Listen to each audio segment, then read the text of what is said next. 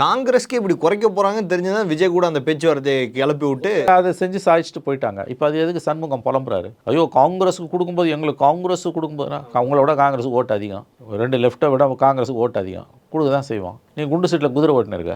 இந்த திமுக அரசாங்கத்தின் மீது எத்தனை விமர்சனங்கள் வைக்கப்பட்ட பொழுது திமுக அமைதியாக இருப்பான். ஆனால் அருணன் மாதிரியான சிபிஎம் தோழர்கள் தான் வந்து துள்ளி எழுவாங்க.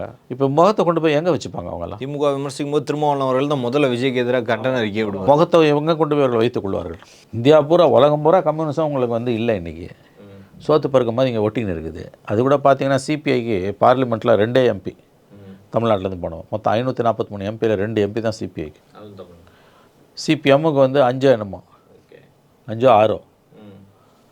அது இங்கே தமிழ்நாட்டிலேருந்து 2, மிச்சம் இருக்க 3 வந்து இந்தியா பூரா சேர்ந்து. ஒரு மாநிலத்திலேருந்து 2, இந்தியா பூரா இருக்க 34 மாநிலத்திலேருந்து 3 சீட்டு வருதுன்னா இது உருப்படுமா? இது